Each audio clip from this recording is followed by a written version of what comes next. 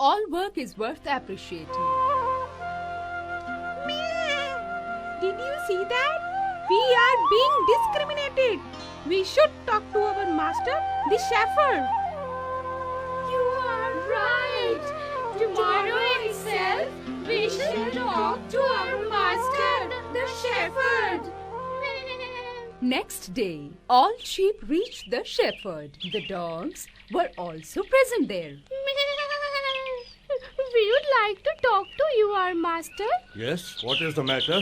Master, we are surprised that you don't appreciate our work. These dogs hardly do any work, and yet you pay them extra attention. We not only give you milk, but also wool. You sell both these items and earn money. So why do you ill-treat us?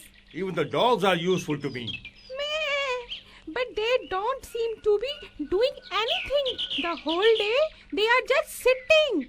Is just sitting also some work? Sister, it seems that you are jealous of us. This is not good for either for us. We are all part of one family. So does it mean one member of the family eats milk and butter while the other eats dry bread? Yes, this should not happen. In this world, nobody is worthless. Everybody has his or her own work. Even the smallest of the creature has his work. He attained fulfillment only after performing that work. We are aware of our worth.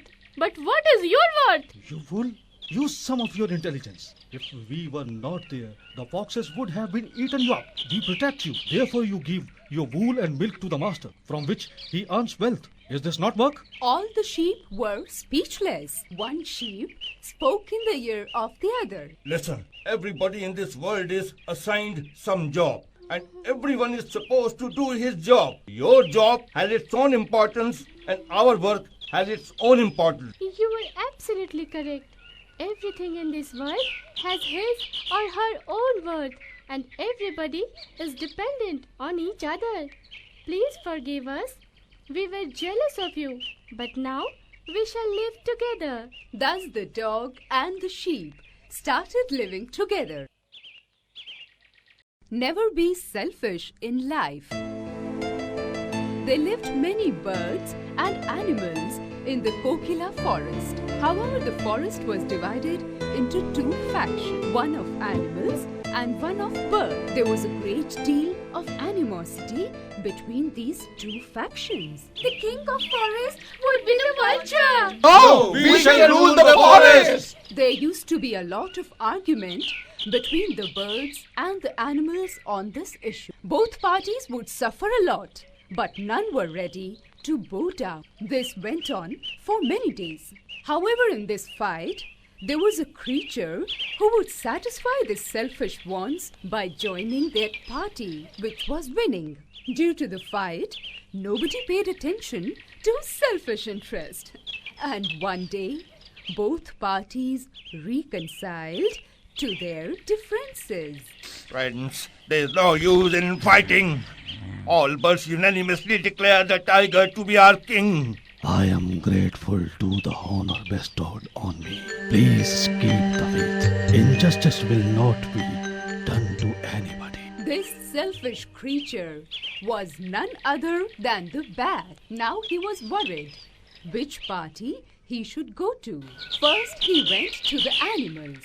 Please let me join your party. Oh, so now you want to join the animals. First, you tell me, are you animal or a bird? I'm animal. But you have a wing. You think I'm a fool?